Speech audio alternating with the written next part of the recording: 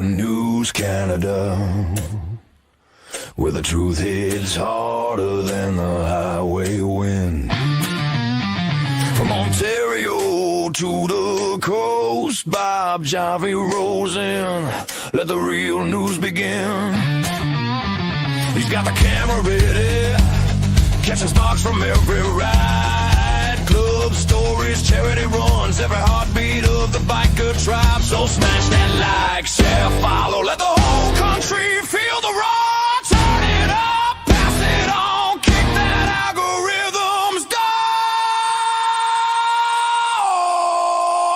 This is brotherhood on wheels, every patch, every mile, every song. Biker News Canada, where the hard riders always belong. Biker News Canada, ride on, ride loud, ride strong.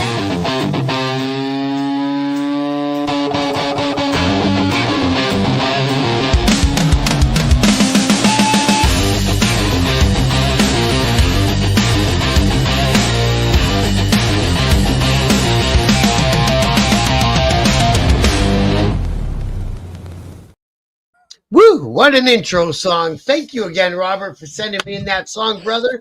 I dig it. So happy New Year's, everybody. Happy New Year's, and thank you for everyone who joined me last night. That was fun live stream last night. We counted the New Year's together. And so here we are. We're on the first of the year. So I thought we'd start the year off with a special guest. He's a good friend of mine. He's had me on for a couple of interviews over on his channel, and I've never returned the favor. So I thought we're going to start the year off with it. Right here and now, say hello to Bill Staxx, everyone, from Chattin With Staxx. Hey, what's up, everyone? How you doing? How are you, Billy? Good to see you, bro. I'm doing great. Thank you for having me. I appreciate it. So I thought after all this time, because you've had a million people on your show for interviews, maybe I'll do you an interview and we get a little insight on where Bill came from and how Bill came to be where he's at. Because I'm impressed with all the shit you've done, bro. I'm really impressed with everything you've done. Thank you. Yeah, man. So where did you grow up at? Bristol, Connecticut. Is it like a big city, small city? Nah, it's like a small city. It's where ESPN is. Aaron Hernandez from here. Mash, that dude Radar from Mash is born here. Oh, yeah? Yeah. That's all right. So, we're okay. I was just thinking of an NHL team for some reason. Hey, Lindsay, thanks for dropping in tonight. And TRC 275, thanks for coming. We got Scrap Iron in the house. Thank you, guys. Steve from Havelock. I don't know if you met Bill before, Steve, but this is Bill Staxx. You're going to like his channel. I'm going to put a link to his channel in the bottom. So did you grow up in your basic, middle class, mom and dad went to work, all that shit sort of leave it to Beaver family? No. So I had an older brother. My mother was really young when she had my brother. She was like 16. And then my father left before I was born. So he took off. And so I was born without a father, Bummer. Bastard child. That is a bummer. And then I got a younger sister, and her dad stuck around. So he was my stepdad growing up. But he wasn't like a dad. He was an abusive asshole, Like it was bad, man. I was 2 years old. He broke my arm, used to beat me and shit. It was pretty bad at times. Holy Christ. And then the children's services never grabbed you out of there, eh? Nah, they didn't care back then. Now, when you're a kid and you don't how does not having a dad around every day, does it get in your head? Does it affect you? Do the other kids bug you? Hell yeah. I used to lie about who my dad was. I'd be like, oh, he's off for work. He works somewhere overseas and he drives a Ferrari, you'd be lying to the kids at school and stuff. It was rough growing up without a father. I think that's why I went to the streets looking for acceptance, Right. Because how young were you when you got into the street life? Like you were validated. You were in a gang back in the day, yes? Yeah, 100%. I started running the streets young, man, 10 years old. Wow. I really started getting heavily involved with the gangs around 12, 13. I went to prison my first time at 13. Also, so you learned from the juvie stages, eh? Yeah. Got my first tattoo at 13. Get on out of here. No shit, eh? Yeah. Yeah. I Wow. grew up in these projects that were right next to a notorious housing projects. Thanks, And Tim. they used to call where I grew up the white projects because like Okay.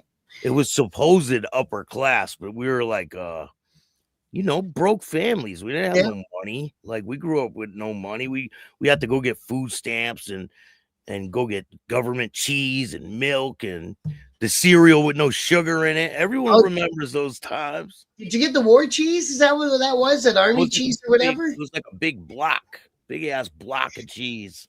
So it's not like the romanticized vision when they have it in a movie where the neighbor next door cooks your supper when you're hungry and the neighbor down the hall takes care of you or your mama goes to work. It's not like that, is it? No, no. But It's a my fight. mother did the best she could. She really did. Oh, absolutely. Mothers always do.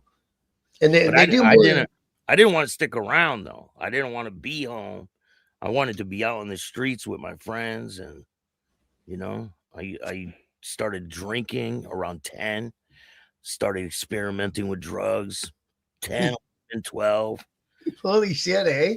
Yeah, getting in trouble at school dances like 8th grade. They'd get a call from the police, come pick me up. And he's been drinking. My Yeah. mother would show up, starts hitting me in front of the cops. It was crazy. And then from there, I started hanging out with gang members.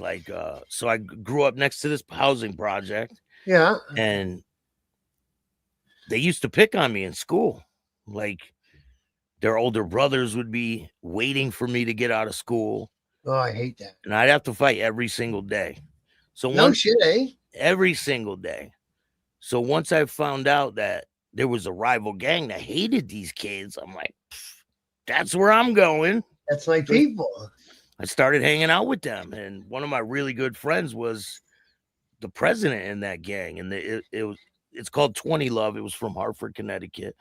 It's a mixed race gang. It started off as an all black gang in prison out here, and then it changed. It went to the streets, and then all races started joining this gang. It was pretty big back in the day. It was the Los Solitos, 20 Love, Pump Nation, Brotherhood, the Latin Kings. And in the 90s, this was huge gang territory. Like they were everywhere in Bristol, Connecticut. That's pretty weird. You wouldn't think a small city would be a big center for gang, or at least for some reason I wouldn't think of it. I don't think we really have street gangs so much in Canada like you guys do down there. I think we're just getting there now. Like, how do these gangs get all organized so that they can start in a prison and end up running out of, well, I guess as the guys get out, but you know what I mean? They end up running the streets and they actually have some clout, don't they, these guys? Back then they did. They're not around anymore. The gang that I was involved with, it's not around anymore, but the other ones are still here. Crazy, eh? And are they aligned with these bigger outfits, the nationwide outfits, like the Bloods and the Crips and the... No, they didn't have them. They really didn't have them out here back then in the 90s.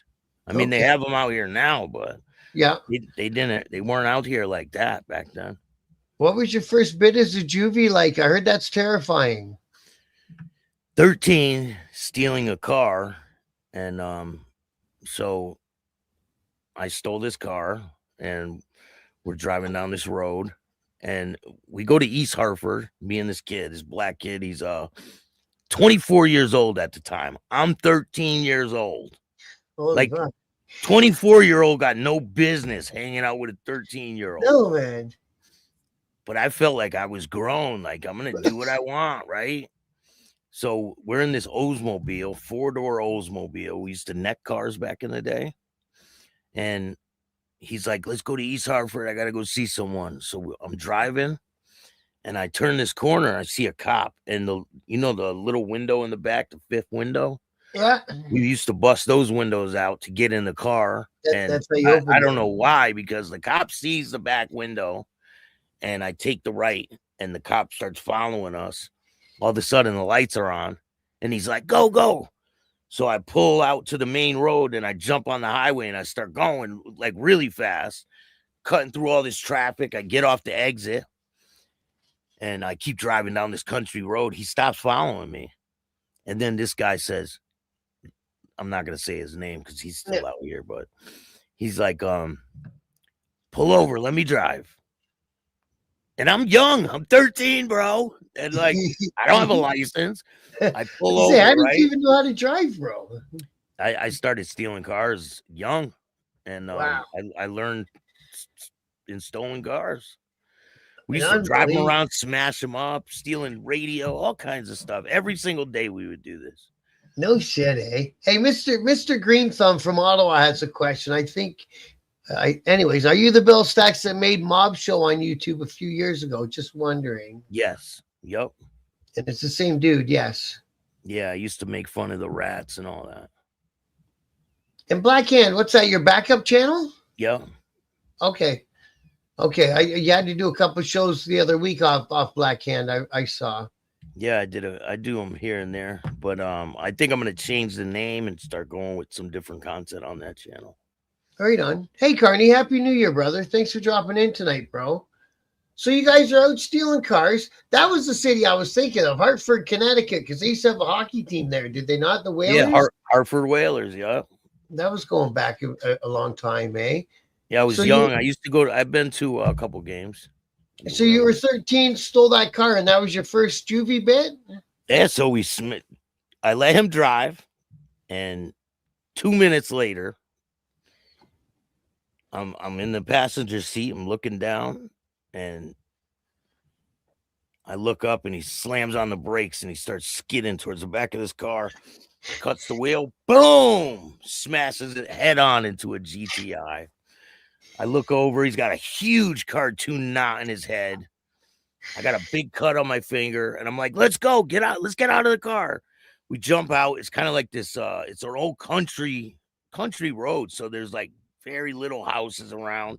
We start running down the street. There's people gathering around the wreckage, and it's winter time, so there's snow everywhere, right? We're running through this field. We go through this little creek. So we're soaking wet. I got blood all over me. We come up to this house, and he's like, we get to the door, and he's like, I'm going to smash the window and take those keys. I'm like, nah, don't do it. Because if someone's here, it's only going to create a bigger problem, right? We just want to make a phone call and get picked up by our friends. So we go to the next house, and there's a guy in the driveway working on his truck.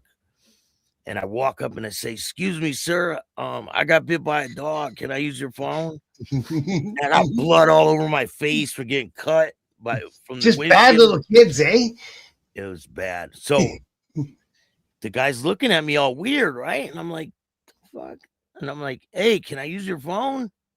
And he's looking through me. And I turn around, and there's a cop right in back of me. Put your hands on your head. So I'm like, and I'm giving the cops lip and shit, right? I'm like, I'll take all the charges. Don't worry about it. I tell my co-defendant that. Yeah. Because he's older. He'll get in a lot of trouble. I won't get in trouble. And he's already planning that anyway. Probably. That's probably why I'm there in the first place, right? So they end up bringing me to Hartford Correctional Center. I get my first prison number, my first time there. And they stick me into general population with the adults. I think they did it to try to scare me or something. It didn't work. All the adults were like cool as hell with me. It wasn't a problem. They looked out for you, I would assume. Yeah. Like adults aren't going to beat down a kid. I'm surprised. How long ago was that? They actually put you in with adults as a 13-year-old, eh? 13, yeah. Unbelievable. They're telling me when you get to the youth block, it's going to be bad. It's dangerous there. They're like telling me all these evil stories about what's going to happen. And they weren't lying. No. Because once I went to the youth block, it was a lot different. Well, when you hear these guys who got, you know the jail genre, there's Gunner, there's a few guys. That's where the big Wes Watson dummy came from. Gunner and well, that's where I first got my start on this YouTube stuff. My first interview. was with Lockdown 23-1. Okay, so you know that genre very well, and all those guys when they talk about the juvies, the coming through the juvie system is just as dangerous as coming through the adult system. Yeah, it's pretty crazy. So these guys want to know, we were going to save it, but these guys want to know, how come you changed from mafia content to biker content? Because I felt like I wasn't getting anywhere with it. It was just stupid. I just kept making fun of rats, and I think the mafia shit is corny. It's just played out. It's corny. Mafia's run its course at, like, you're not going to get another John Gotti. No. You know, you're just not. And that guy gave everybody hours and hours of material. He was wonderful for people in the press. Yeah, but the people that are glorifying these rats nowadays, it's played out. These people are garbage individuals, and people like them, and it's just disgusting. Like, I'm like, I don't even want to be a part of any of this anymore, so I'm going to shift my content. You know what's funny? I've never watched a whole show of Michael Franzine yet, and I've never watched the whole show of Sammy the Bull. I just can't do it. He's a rat too. Michael Franzese, he's a rat. Right. Sammy, they're all trash bags, man. All of them. Hey, Redneck Side, thanks for joining us tonight, brother. We got in the house, SNS. We got a good crew in here tonight. We got K Wayne. K Wayne is harsh and juvie because the staff has their favorites, and they got the big kids fucking up the little kids. Sounds like, and they've got some juvie establishments up here in Ontario that there's a class action suit going through. They have no idea what those staff did to those kids for all those years, and they let it stay open for years and years. Well, those kids all got abused. Yeah, now it happens. People died in custody when I was there too. Yeah, now there's a big class action going for it and all that stuff. Now I suppose that our talk about rats and stuff could bring you up too. So I may as well ask you the question. Because somebody's going to say it. Well, then why do you talk to people who are out bad? But out bad isn't the same as being a rat. They're not rats. That's I mean, they're not. People that are out bad. So listen, a lot of people say, why do you interview people that are out bad? Everybody has a story, right? And the other bikers, content creators that are out here, they're out bad. Yes. I mean, maybe some of them aren't out bad, but some of them are. So what's the difference if I interview him or him? Everybody has a story, whether you're out good or bad. And I don't think being out bad, it depends on what you do.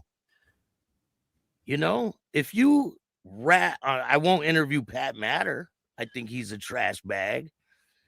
He ratted on a bunch of Hell's Angels, and I don't, you know. If I interviewed someone like that, I would ask him the hard questions that people don't ask.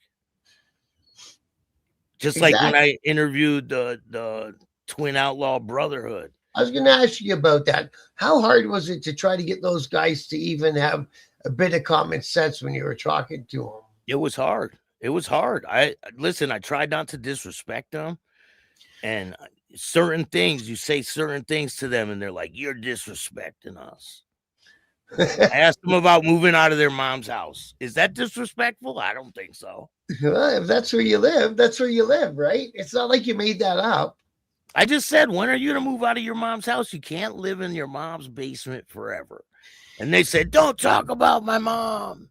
Now does anyone think for even a fleeting second that if everyone coordinatedly stopped clicking on them, that they would go away? Or is it too late now? It's too late. It's too late. If we all stop clicking on them, someone else is going to click on them. Yeah, they got too big of a following to try to black them out. It's just try to cancel them now. It's too late. It's too late. Hey, Paul, thanks for joining us, bro. And yeah, that's the joint in Ontario. I met Brookside. A friend of mine did time in Brookside.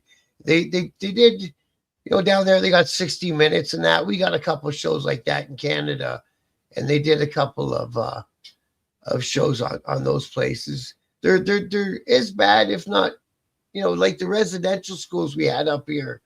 for the native kids. They were horrible places, man. Canada's got a bad history of mistreating people. Really, they do. For mostly kids too. A lot of them child places do. I ended up in MYI, Manson Youth Institution, in Hartford, Connecticut. People out here in Connecticut know what place that is. It's pretty wild. The first day I walked in there, they said, "We're gonna kill the white boy in 6 cell," and I'm like, "I'm the white boy in 6 cell." Jesus. So I'm like, I got my little pencil, and I'm sharpening it on the cement. Like, what the fuck are you gonna do with that? My But it God. was kind of funny though. So they're making all these threats through the vents, right? And I'm like, whatever. When I go out there, I'm fighting. That's it. So they're yelling all night, saying what they're gonna do to me and all this. The door pops for breakfast, right? And I'm not gonna lie, I was nervous. Oh, fuck yeah. But I go out there and I'm ready to fight. Looking around, nobody's approaching me. Nobody's doing nothing. There's a lot of people. I can't call everybody out. Right. That's the worst thing you can do is try to call everybody out. Yeah. Like, who said it? Like, because then you'll fight everybody. I knew not to do that. Yeah. You know, you get pointers along the way. And Oh, hell yeah. I've made some mistakes along the way, and I paid the price for it. I got into a lot of fights in prison. I didn't win them all. No, it's impossible to win them all. You go to visits, you got black eyes. Yeah. You know, my mom's like, "What the hell? We're going what's back your to this. eyes?" Well, yeah, man. Let's say, wait, what did he say? He comes at me every show with this stuff. It's like, listen, bud, you're not going to change my opinion of Bernie's son. And I'm not going to talk shit about Bernie because he can't defend himself. But it's the same shit. And sometimes I get mad at him and sometimes I just ignore him. Does he come on your channel? I don't know. No, probably not. I put people in the bathroom, man. Once I do that, they ain't coming back. My block list is probably 1,000 people strong, probably bigger. Now, what happened? You and Black Dragon aren't having words, are you still? No. You never did, I didn't think, did you? I don't have words with nobody, man. I'm good with everybody. I don't have a problem with no one. I'm cool with everyone. Oh, yeah, the no grows. No. I think when I first came on the scene, I think I was misunderstood. And they didn't know where I was coming from, and they wanted an answer on why I was here and why I was doing what I was doing. But I don't think no one deserves an explanation, right? Right. On why I do what I do or what I do, or I mean, you have every right to question it, but I don't need to give you an answer. Yeah, you don't have to answer nobody if you don't want to. And, I was thinking about that the first time I heard a couple of the other biker creators saying, well, who is this guy? Has he ever been in a club? And I was, maybe I'll get Bill up here. And then it's like, nah, let it all die down because you handled it yourself. I think the way you handled it was better anyway. I know. I'd never been in a club, never wanted to be in a club. I think the motorcycle lifestyle is interesting. I was involved in a street gang. Like, I got jumped into the street gang. I did some things on the street, and I used to go to meetings, and I got punished for things, and all kinds of things that transpired over my time in the street gang. And when I see that they call motorcycle clubs street gangs, I'm looking at it from a different aspect. I was involved in a street gang. I signed up to be involved with criminal activity. These guys are in motorcycle clubs. Maybe something pops off and there's a situation that happens at a gas station, or certain things will happen that still doesn't make it a gang. It's just not a gang. They don't sign up to be involved with criminal activity. Exactly. And that's what I keep saying. And everyone seems to forget that because not everyone who's a 1%er is a criminal. They're not. And the guys who have the most successful careers in their clubs are the guys that don't do criminal shit because they don't have to look over their shoulders and they can contribute to the club on an ongoing basis. That's another thing too. Everyone in these clubs aren't MMA fighters. They're all No, not fighters. They're no. not in the best shape. People they drink beer, they smoke pot, some of them do drugs. They We had don't some. give a shit about what people got to say. A real 1%er don't care about the spotlight. They don't want to be out there like that. They want to be away from society and they don't Right. want to be bothered. And that was That's the how, whole reason I became a right? 1%er, because I hated society. I wasn't a tough guy. I wasn't a fighter. I wasn't a guy known to be in and out of the jails. I wasn't any of that. I And just hated fighting. when you would end up on the front page of the paper, that was like the worst thing for you guys, Oh right? fuck yeah, yeah. We hated press. Press is your enemy, and nowadays with social media, they can't help themselves, right? You can't help yourself. Even if I was in the club, I'd be putting my cut on and showing everybody. And how could you help yourself, I right? just think things have changed over the years. Like even back in the 90s, my real father came back into my life, right? Oh, And really? he was involved in the motorcycle club scene. And he had his guys around me and I was curious about it. And but he used to ride the chopper with the fucking raked front and all that shit. And I thought it was interesting, but they were like greasy, grubby motorheads, Like the you know? 70s and 80s. Those Yeah, bikers were way different than today's bikers. 100%. It's just not the same. It's I like think night and day. Sons of Anarchy and all these movies and shows, they really put a spotlight on the motorcycle world, Yeah, the club world, and it makes it appealing to people. And some people want to be Jack Steller, some yeah. people want to be Opie, right? Right. Right. And see, when I came along the bike scene, we were just making the transition from the greasy biker that wore the same jeans until they fell off, and then he went to Walmart and bought another pair, to the guys that showered every day, shaved our goatees nice and went to the gym and got a little pump on and had money in our fucking pocket. We're Now you got guys with designer fucking cuts with forty fucking Louis thousand dollars Vuitton fucking and all. necklaces. Like, is that a 1%er? Like, what do you consider a 1%er? Exactly, because all these guys that are catching all the press, they're no better than how the guys that are running and talking behind the back. It's all in how it's perceived, man. I think it's funny the people that used to criticize me. I'm not a 1%er, neither are they. Right, exactly. And I and never wanted to be in a club. I'm not in a club. I'm not out bad. I'm not nothing.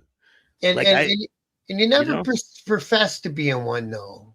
no. But the one thing I don't like, right, is when I did the documentary thing with Vice. They kind of edited the show to look like I was part of something, and I didn't like that. And I voiced my opinion to them. I don't like the way they edited that because they asked me certain things about my life and things that I've done, like with violence and things, and they mixed it in there like I was part of something, and I didn't like that.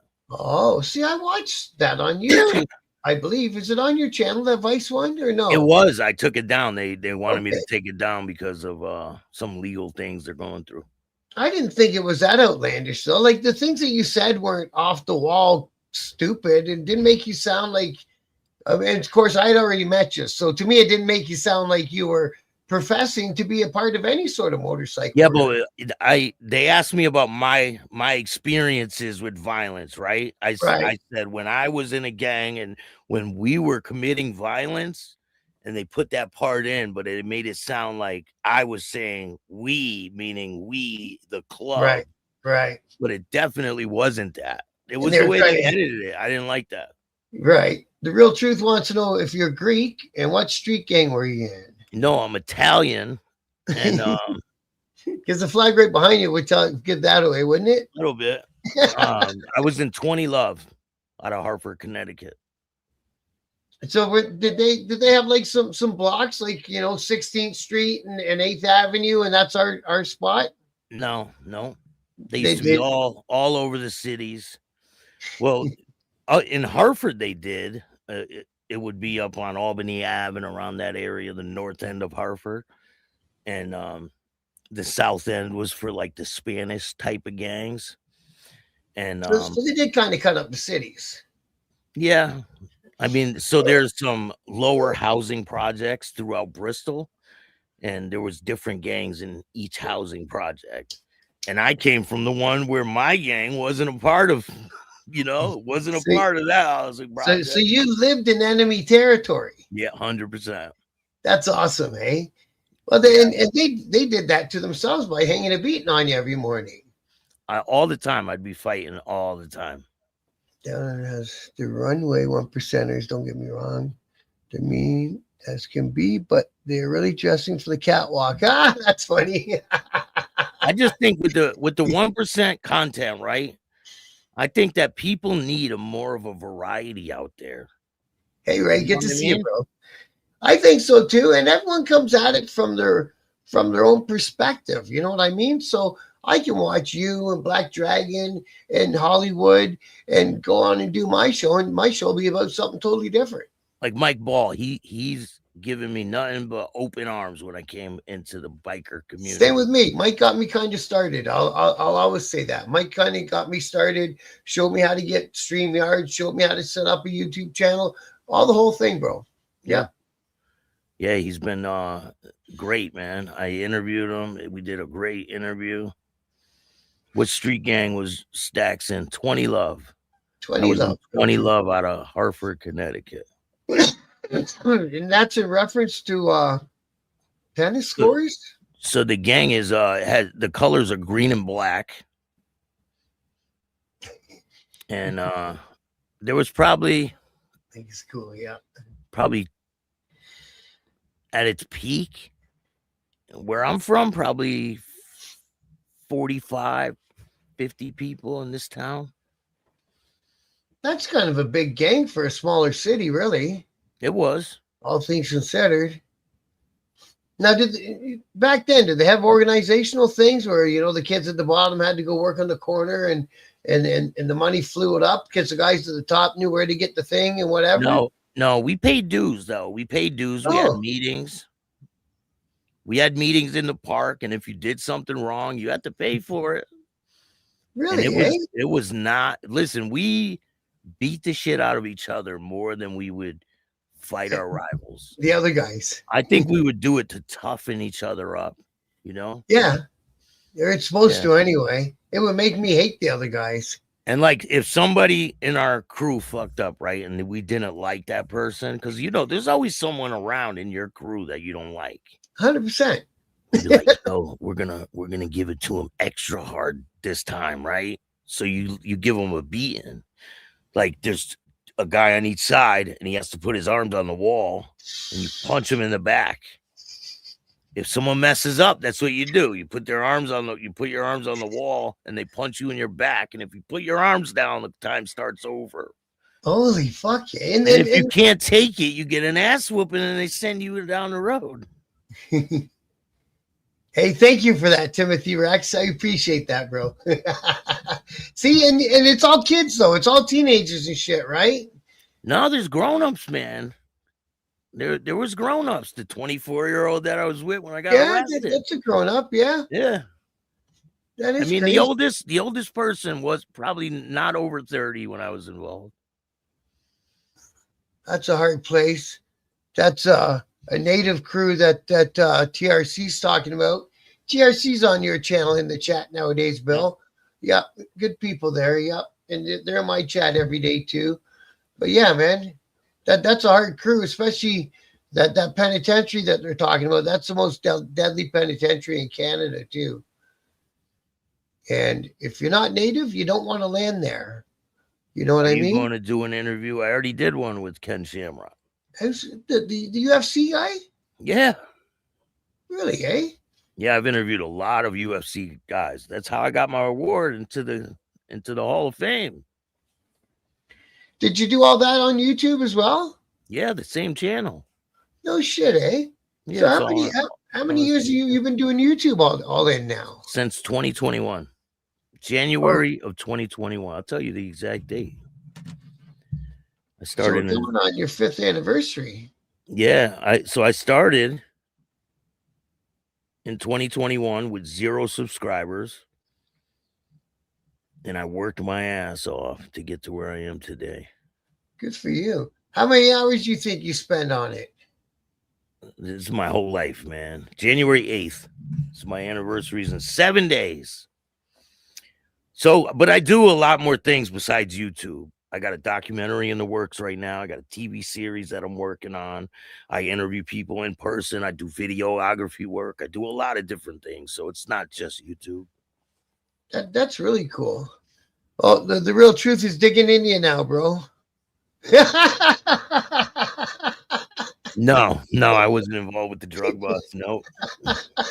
He's so funny.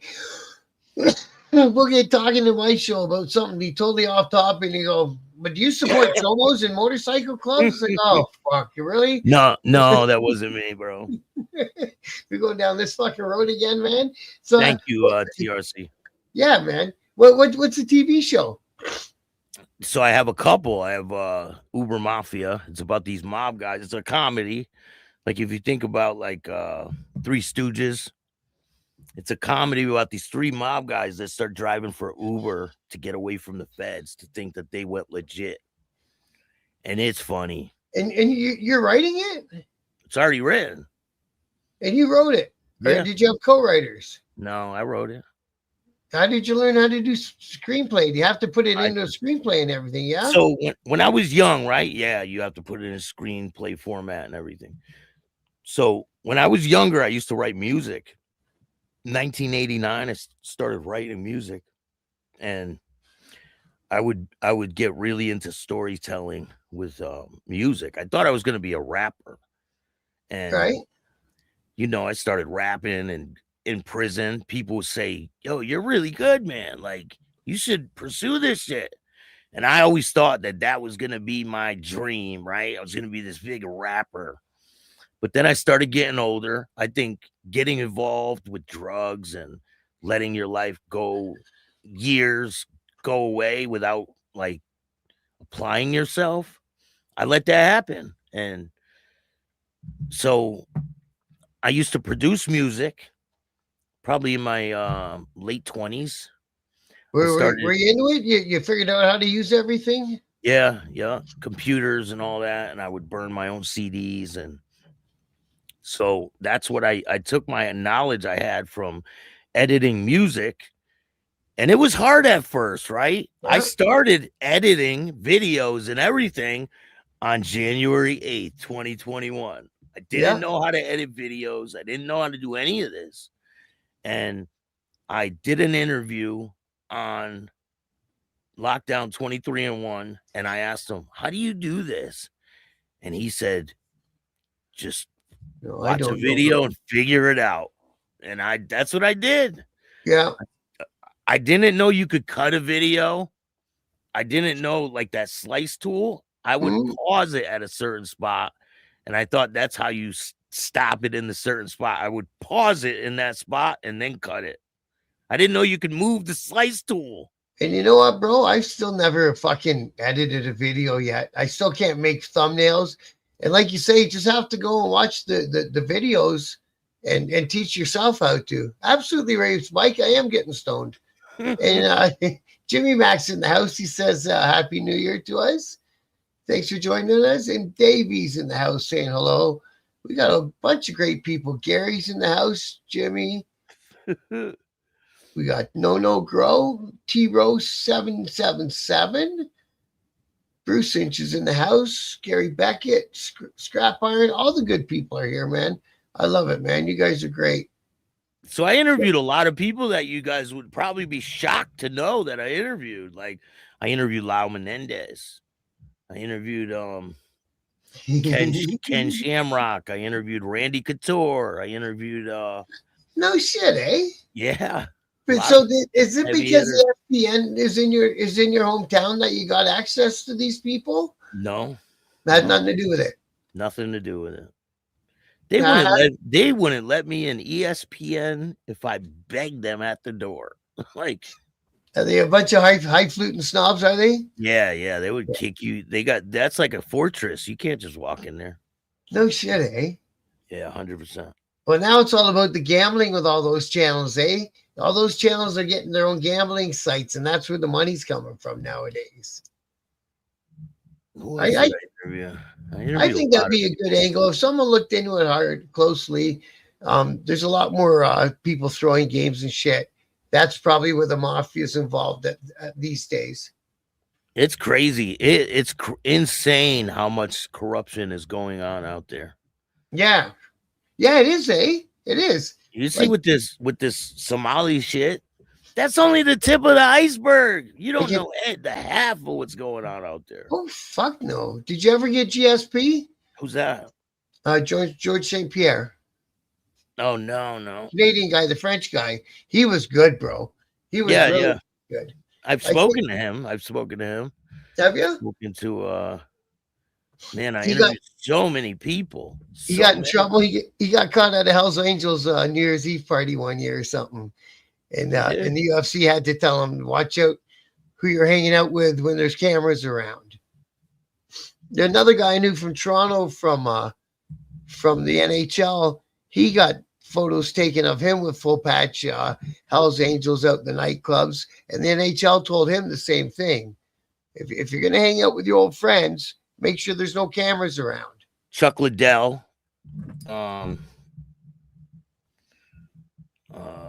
Chuck Liddell came into the strip club that I was working in.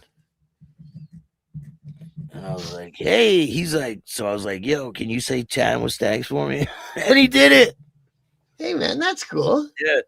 I interviewed Miranda Maverick. She's the woman champion right now in the UFC. I interviewed the BKFC champion, Christine Faria.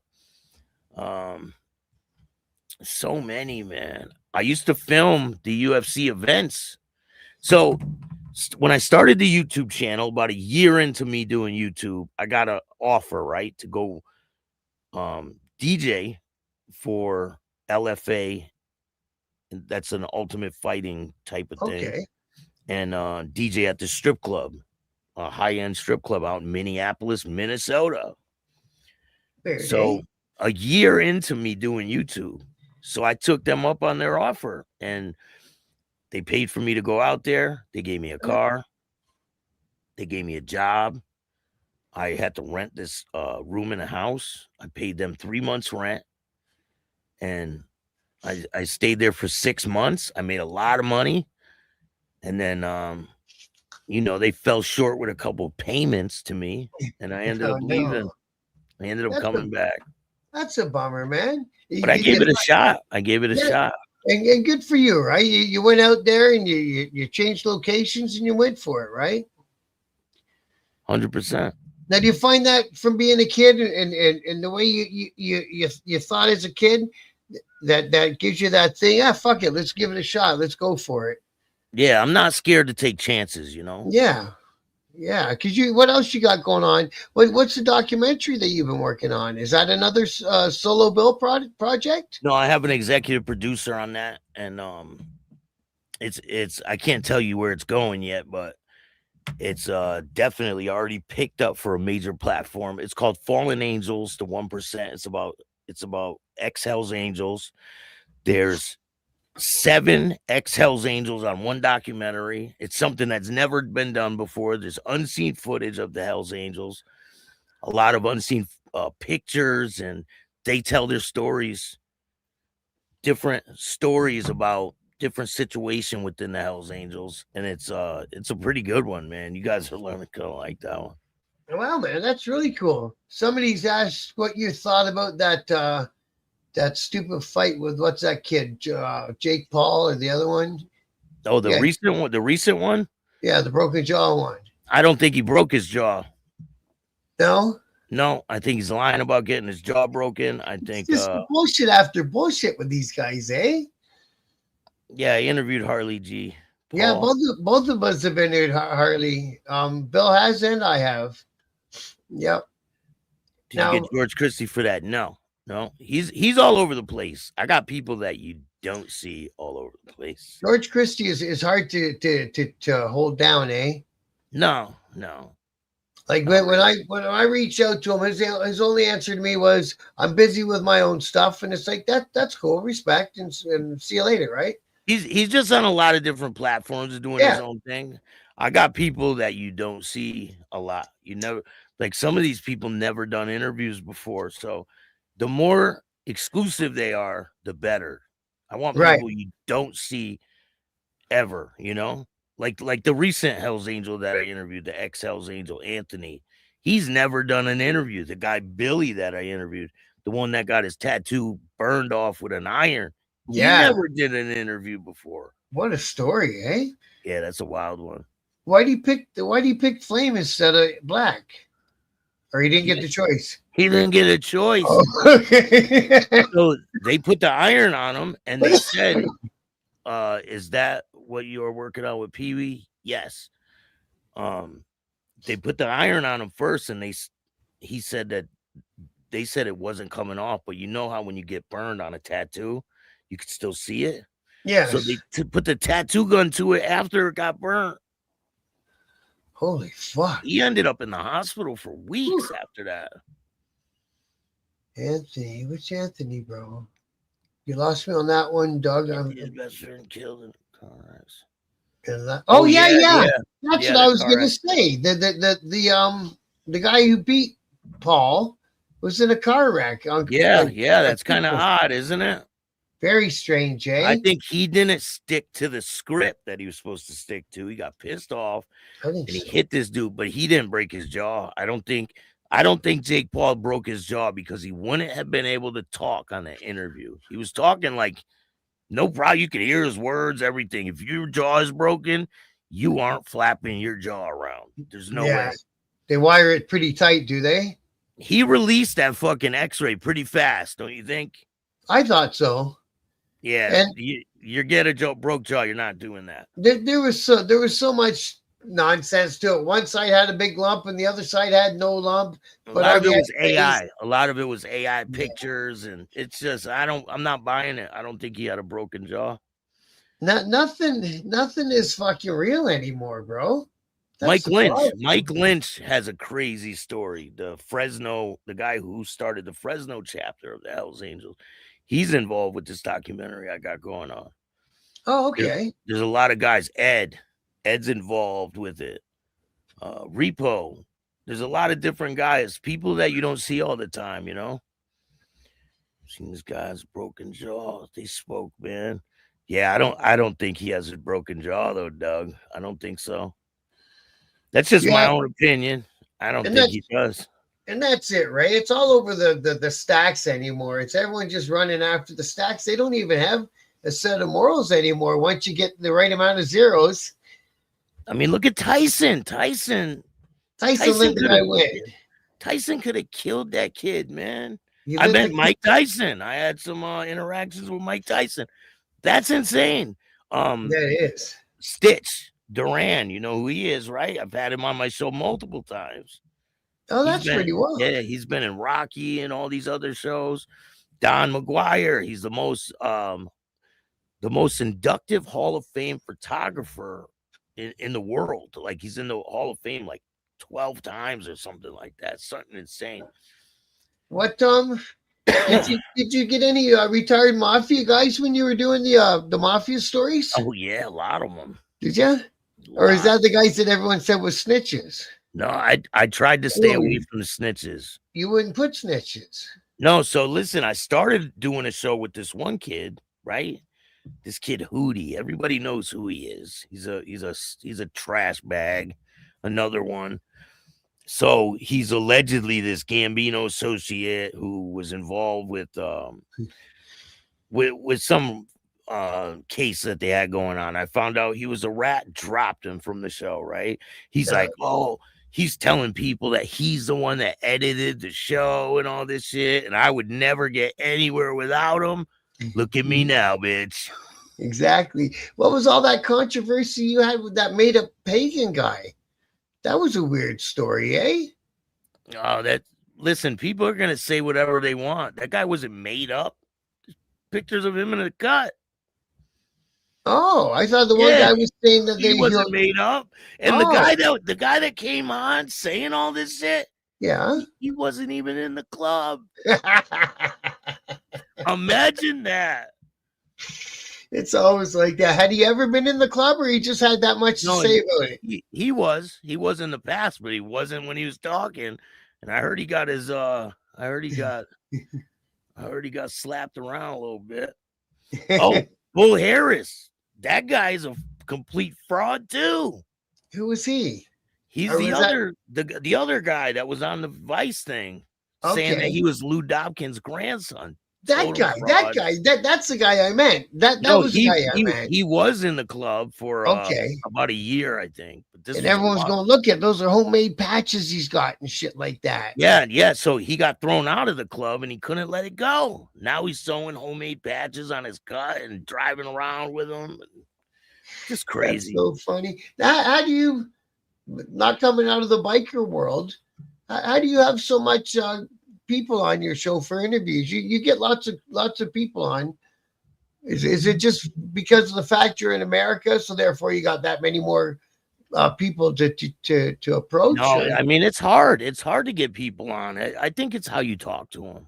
Yeah, I think it's how you come at people, you know? yeah. I mean, I've interviewed so many people. I've interviewed Chingaling, a former Chingaling. Flair 1%. Shout out to Flair. He's a great guy. He got into an accident. He's paralyzed from the waist down. Yeah, that's it. He ended up Nomadic. leaving the biker scene, but he was huge. And Was that one of your first biker shows, the Chingaling one? no, people don't know this, but I interviewed a Hell's Angel a long time ago. Oh, Before I even got into the biker stuff. I interviewed Mike McCullum, Chicago Hell's Angel, back in 2002. no way. But I didn't keep going with that type of content, you know? Right. Back then I didn't. I was making fun of Sammy Gravano and Michael Francis and all these guys. And then Joey Merlino comes around. He says something and everybody listens to it, you know? Well, what's his? Yeah, I'm here seeing all sorts of. You watch that Bernstein guy? He's a weird cat, eh? Yeah, he did a book with I've had Bernstein on my show. The OG guy? Yeah, I've interviewed him a couple times. He's a crazy fucker. He's in love with the Hells Angels in Montreal, but he's dropping their names in his show. I'm like, what are you doing? Yeah, I think he gets a lot of false information too, and he just doesn't. I don't know. Like my sources, eh? And then he starts off with some crazy tangent, and it's like, listen, man. Some of his information is good. Yeah. Some of it just isn't. It just isn't. But it's just crazy how he drops their names in his fucking shows like that. It's like, what are you doing? There's bro? some people out there that do that. They put people's names. They don't care. Like, listen, there's a level that you have to keep. Like, you know. So there's stories that I've done in the past, and maybe I've gotten some things wrong. People will comment, and I'll find out who the people are, and I'll have a conversation. If they don't like what I'm talking about, or they say I said something wrong, I will reach out to the person and we'll have a conversation. I've had people, family members of people that I've spoken about before, and they tell me what really happened. Like, matter of fact, I spoke about one situation where a murder occurred and the outlaws were allegedly involved, and one of their family members is going to come on soon and talk about the situation, because I only talked about what's out there, what's in the papers and shit, right? But they have the inside story on what really happened, you know. That's cool. Yeah, that's what I like better too. That's why when I do a little story about the shit I've been in, I still try not to mention any names unless I know like the guy's deceased, or you know what I mean. So I will always give people the opportunity to have their side of the story. Like, if I do a story on something, I will give the other side an opportunity to speak about it. Just like that. Just like with Donnie, right? We talked about Donnie and all this. I offered him to come on, and he declined the offer. Nope, there you Hey, go. Doug wants to know what's the percentage wise with you calling them and them calling you for guests. it's about 50-50 now. That's really good, eh? And then have you ever had an interview that you were kind of starstruck? You know what I mean? Like the guy was like really important. I mean, Randy Couture was pretty big. Oh yeah, those athletes are. Oh, Yeah. Randy Couture and the other one. There was a lot. There's so many. I interviewed over 5,000 people. Have you already? Wow, that's Yeah, so since cool, man. 2021. There was times I've done 5 interviews in one day. So I've done so much work and I'm not done. Like I'm still grinding, you know? Isn't it the gyro? I think you're talking about Los Bravo out there, and I think they've aligned themselves with Satan's Choice. So there's a picture of the Satan's Choice and this other club from Manitoba, and I think it was they were called the Bravos, weren't they? Los Bravos. Hey, Real Truth. I had to get you a timeout, Real Truth. You can't be picking fights with the other people in the chat. I don't like that. I don't like that shit.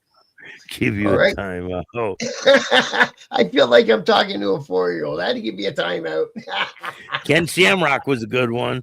Ken Shamrock. There's so many, man. I've interviewed so many damn people.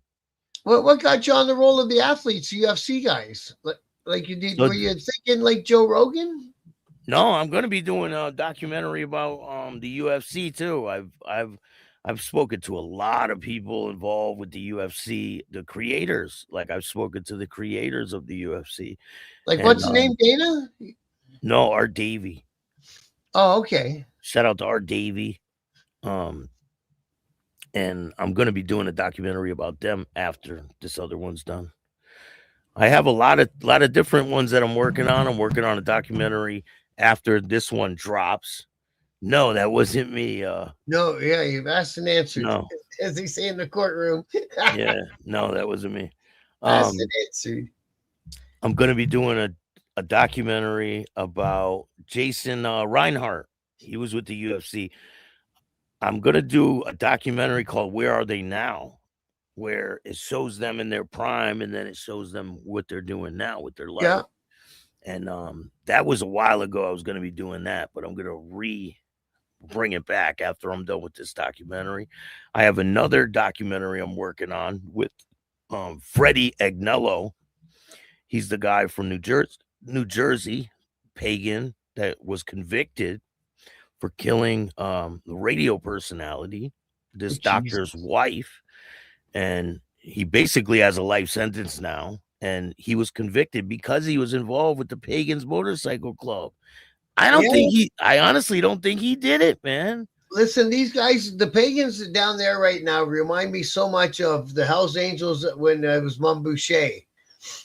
And they were doing the war with the rock machine. Oh, yeah, there's a question from Paul for you. Do you know who that is? I don't even know who that is. John Bones Jones. Have you ever interviewed John Bones Jones? No. I don't know who it is. You don't know who it is?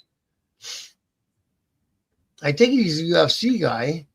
But see, at the end, what happened? Thanks, Bruce. Thank you. In the end, with Mom Boucher, when they ended up putting him in jail and he got his 20 years and all that shit, the club put the hit on him, right? So what are you gonna do? Yeah, I stay in touch with Chad. Shout out to Chad. Oh, right on. Good. Yeah, I didn't know you were in UFC interviews and all that. It's a pretty cool genre and all that, and there's not too many people doing it. And like when I thought about how I was going to do interviews, that's what I thought about, like for a Joe Rogan style interview where it's a conversation with a friend and you're getting to know somebody rather than peppering them with questions. You know what I mean? What'd you do then? What happened after that? You know what I mean? Yeah, usually I let the people talk and tell their story, you know? I interrupt people. I let them just go, you know? Yeah. But shit, that time you had me and Pee Wee, you barely said 2 words. Pee Wee knows how to talk, man. Shout out to Pee Wee. He's a great guy, though. I like Pee Wee, man. That was a fun time talking with him. It really was. I interviewed a lot of people from Canada, man. Remember, Yeah. the one guy who was in Thailand who got set up by the police for a heroin bust. Remember? And they sentenced him to death in Thailand. There's a No. movie out called Most Wanted. It's about him. No shit. No, I don't even know that Yeah, story. look it up. Look it up. Huh. See if And you you can got- look it up right now. You got him on for an interview. Yeah, I interviewed him twice. What am I going to put in the search? Hold on. True story. Most Wanted. Most Wanted. Most Wanted.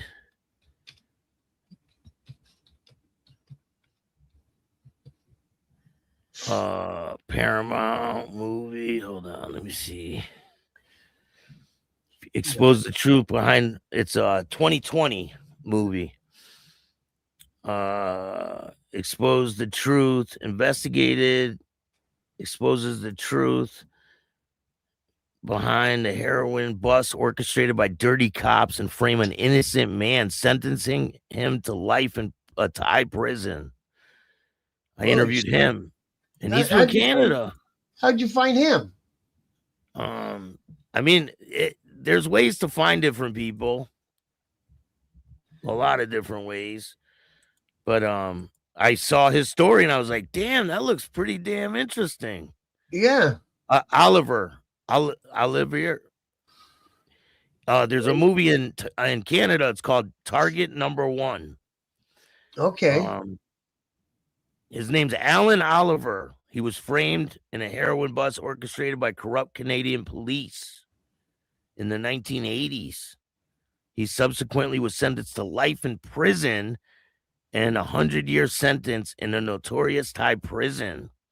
They uncovered the police corruption and fought to secure his release, ultimately leading to his freedom after 8 years in prison. Woo. And he told me his story. That was a good one. Wow, man. What do you think of that fucking snowboarder guy? Yeah, that's crazy too. $40 million worth of they're going after him. Eric Audet was a good one. Who's that guy? Members Are They Today? Oh yeah. Do you want to see that one? Staxx, I'm thinking about it. I might. It's something you know from the inside. Yeah, I'm thinking about it. I could get some people from that were with me in it too. Thanks, Grant. Appreciate that, brother. He's always good. Yeah, man. So you did the UFC thing, and then you switched over to Mafia guys.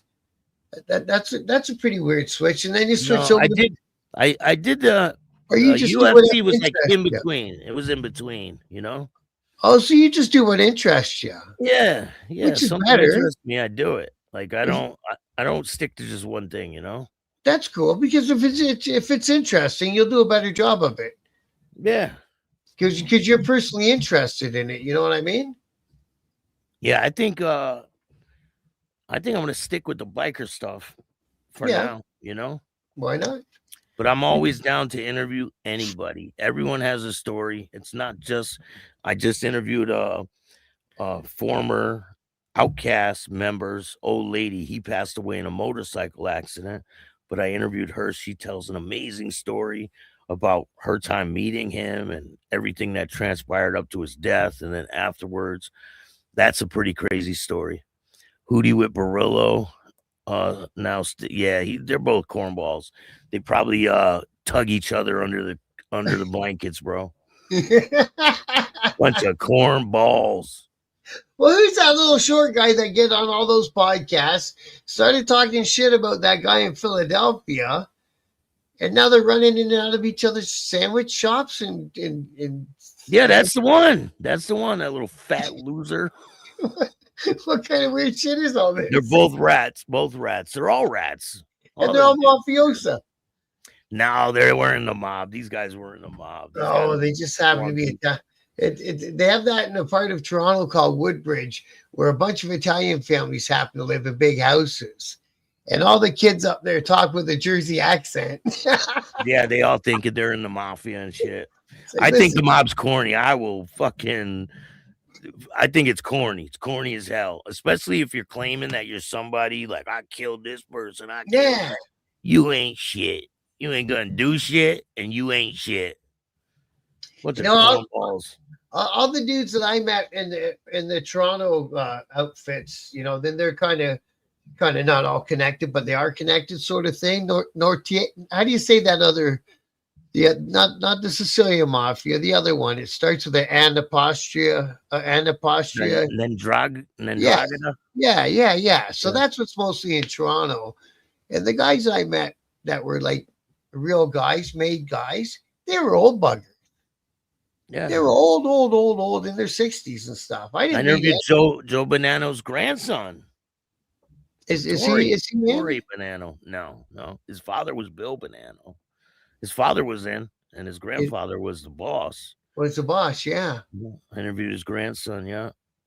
Unbelievable. I Eh? interviewed some shout out to Stevie Bullets. He was involved, associated with the I interviewed Frank Calabrese from the Chicago outfit. He ratted on his own dad. No. Yeah. And what happened? There's a weird story about Francine and his father. When his father found out he was a rat, he stopped talking to him or something. That's not even his father. Oh, for fuck's sakes. Sonny Francis is not Michael's father. Did you What's know it, that? his uncle? No, they're not related. Oh, for fuck's sakes. They're not. It's his stepdaddy, man. So he ran through all that time working off a name that wasn't really his name. Yup. I don't know, no girl. I don't know what they got going on in Brampton. I stay the fuck on out of there, man. Or a nice crime is still here and you not fuck with them. Yeah, and you kind of know who they are and who they're not. That's how I found it living in Etobicoke. We rubbed shoulders and had meals with them all the time and did a little bit of work with them here and there. But you know who's who. Absolutely. His real father's name is Frank Grillo. Michael Francis. His biological father is not Sonny Francis. It's Frank Grillo. And they have it. Yeah, I think it's funny as hell. They have it the other way around on Google. No way, eh? It says the biological father is Sonny Francis, which is not true. It's not true. Absolutely not true. No. That's fucking funny. Yeah, we still got our little mob guys in Canada. I shouldn't say little mob guys, but like you say, any of the guys I met were old fuckers. But the old guys, that tax scam, that was Gas Pipe's tax scam. People don't know that either. Oh, I thought it was a Russian guy came up with the whole play. It came up from Gas Pipe. He got it from Gas Pipe. Okay. 100%. It's in Brampton, part of India. Pretty much, guys. Yeah, Frank Grillo is Michael Francis's real father. That's his real dad. Yeah. Fucking funny. Sonny liked Michael's mom. And she had Michael. So Sonny treated him like he was his son. But that's not his dad. Not his dad. But he was. No. And what was that guy? John Francis is Sonny's real son. Was he a family boss or a captain sort of guy? How high up was that guy? Who, Sonny? No, his dad or his stepdad. I don't even know his associate. I think he was involved somehow, but because Frank Grillo. It looks like he did a bunch of time, that guy. But Francine looked like he landed okay when he got out of jail. So there must have been something in the Caymans, right? Something, because he got to keep his money. What he did is he ended up ratting on his own dad. Mm-hmm. He ratted on everybody that was in his crew and everybody. He says, I never put anyone in jail. No, but you gave them all their names. You told them all their positions. You went in front of Congress and told them everything. So you are a complete rat. Like there is no He beats around the bush. I never put anyone in jail. Yeah. That's Yeah, funny. you didn't have to. You told them all the information. They put it together, and and he did put some people in jail.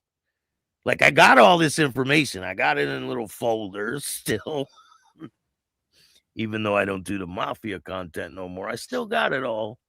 Well, yeah, you may as well. And because that guy, when he started doing his YouTube shit, a lot of people talked to him on their channels, and because that's how you get your that's how you get your audience built, right? Is you go on Yeah. all the other channels that you can, Yeah. and build your audience. So he did all that, and he told the exact same story every time, and showed the same pictures of his dad getting out of jail every time, and it turns out the guy's not even his dad. But when Sonny started doing YouTube, you didn't see him make the circuit like Franzine, though, did you?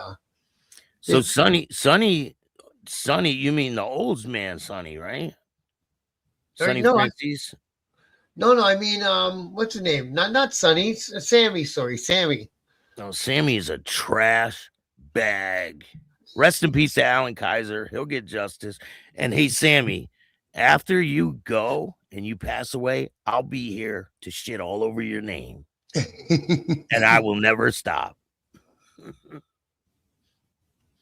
Oh yeah, He killed a young man and for nothing. Killed a young man for nothing, man. And he lies about it on who did it. He throws his own dead friend under the bus and says that he did it. wow. He can't even take responsibility for the shit he's done. Yeah, exactly. And they used to call it the Black Hand. And Paul, thanks for dropping in tonight, bro. I appreciate you, man. Yeah, the Black Hand is my my backup channel. There's like 4,000, I think, subscribers on it. And that used to come from way back in Europe. The mafia guys were referred to as a Black Hand, weren't they? Yeah. Remember that show Peaky Blinders and all that? I moved out west. That's funny. Yeah, because there's really, I don't know of any mafia out in the western provinces of Canada. But man, they got a good triad scene out there. Those guys really, really know how to do things, and they're quiet, and they don't do interviews, bro. No. The yeah, all the Chinese gangsters. I try to reach out to a couple of them. Yeah, I've seen a couple of them do a couple interviews on the Nat Geo shows, right? But they're all guys that I think have been out for a long time. He's creepy, man.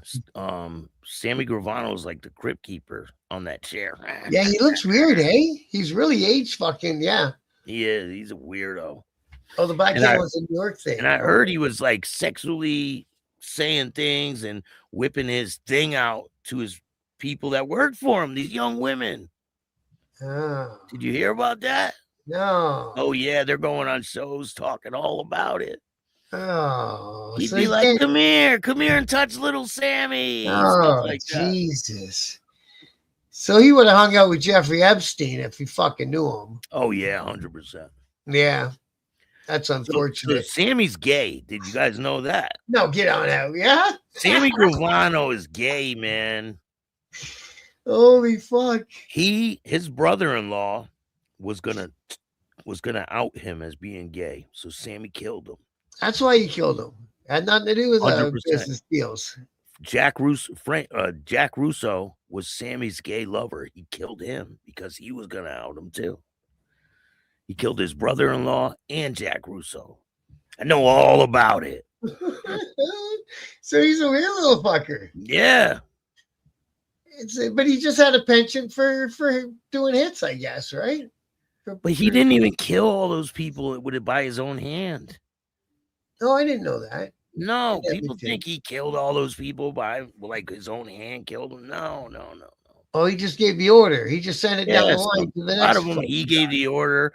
He wasn't at the Paul Castellano killing. I heard he's not even the one that planned it. That's all a lie too. There's a lot of lies that he tells. Come on, you think Sammy Gravano and John Gotti are sitting in a car by Sparks Steakhouse in Christmas traffic, right? guys shooting guns off, and they just drive away, and the traffic's clear. They could just drive away, everything good. No, I've been there during Christmas time. It's not happening. It's not going down like that. No. And when you do the recreation, there's barely anyone on the street. Fucking downtown New York City, and like you say, at Christmas holidays, the streets are jammed. They're rammed. 100%. Even at 4 in the fucking morning in Times Square, the streets are rammed. And that's not too. I mean, it's some blocks, but it's right in downtown. Yeah, Manhattan. it was right in Manhattan. Crazy fuckers. So what did you think about when Gotti's, what was she, his daughter or his niece or someone did that A&E show? Which she one? Look? The blonde one? Yeah, the blonde one. It was the 3 boys that thought they were little I thought that was stupid, man. It was dumb. Was that John's money that she was living on, or she had to come up with her own money? Of course that was his money. Yeah. But that house wasn't hers. She didn't own that house. That was all bought from the TV show. I was going to say, it was a prop, wasn't it? Yeah, it was a prop. So people go to that mansion now, right? And they're like, John Gotti's mansion. John Gotti never even seen that mansion. He never lived there, did he? No, he never stepped foot in the house. That's fucking funny, man. At least John kept his fucking mouth shut. So a cool thing, I've been to John Gotti's grave in the mausoleum. I've been to Carlo Gambino's grave. I've been to O'Neill Alacroce. And Carlo was one of the real fucking godfathers. Yeah. I've been to Lucky Luciano's mausoleum. I've been That'd be cool. All of them, Pafacci. I've been to the whole graveyard that has all these guys in it. And it's pretty wild there. It's cool. Do they all get buried at the same kind of place? And a lot of them did. I've been to Genovese. Yeah, all of the families are in the same graveyard. Genovese. Vito Genovese is there. Yeah. Roy DeMayo's there. I've been to all the graves. All the videos are on my YouTube channel. I always thought that the Costin Paul, Big Paulie, was the guy that kind of streamlined him and got him efficient and really started getting the mob making money, that guy. Yeah, because he was more like an executive type, but he was still a gangster, man. Don't get me wrong. He learned how to get in with them unions and here, let me take your pension fund. Yeah. He's one of the ones that's not buried in this graveyard, but like Gotti's mother and father are buried there. Their grave is on the videos. Joe Colombo's buried there. A lot of major figures are buried in this one graveyard. The Mafia graveyard. Carlo Gambino, Lucky Luciano. Tony Accardo's not there. That's Chicago. That would be a good show, wouldn't it? That'd be a good little video, eh? The Mafia graveyard. Yeah, I still got the videos. I should put something together now. Yeah, you should edit something together. I think people would be interested in that, bro. Yeah. I'm always interested in those old gangster guys. I will. I'll do some narration over it, and I'll get the videos of each grave, and I'll talk about each person. I'll do something. I'll put it together. That'd be very fun. Paul was big in meat processing and chicken. Huh. Interesting, eh? You know, he had one of his daughter's boyfriends murdered because he called him the Purdue man. Because he owned a bunch of chicken plants? No, because they said he looked like him. Yeah, St. John Cemetery in Queens. They said he looked like Purdue. So he had 2 of his daughter's boyfriends murdered. And they killed him. Roy DeMayo worked for him for a long time. And when them fucking top dogs say something, it just gets done, doesn't it? It's yeah. There's no discussion.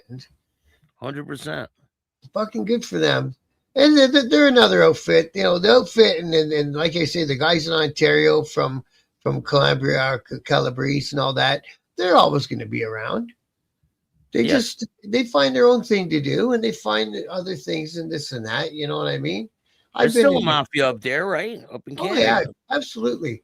I've worked with a few of them. Good guys to work with. I tell you, if they tell you they're going to give you X amount of dollars on this day, come hell or high water, they do. Shout out to Chris Must List. He's got a You like great him? show. Yeah, He's loud, eh? he interviewed Harley Gwindon, Yeah. and he's got a lot of great content. Shout out to Chris Must List. He did all the cities in Canada. He went across Canada and looked at the homeless problem and the fentanyl problem and all that, right? Yeah, I seen he was driving in that little it was like a motorcycle car, and Yeah. it was freezing out, and he's driving. He's like, I don't know if I'm gonna make it. It's fucking freezing out. See him in Afghanistan. The last ones I seen, he was in Afghanistan. What the hell's he doing over there? I'm not doing all that. United States is big enough for me, and I don't fly, man. I don't do I don't do the airplane shit. I'm like Mr. T, you know? Oh, I love flying. Not me.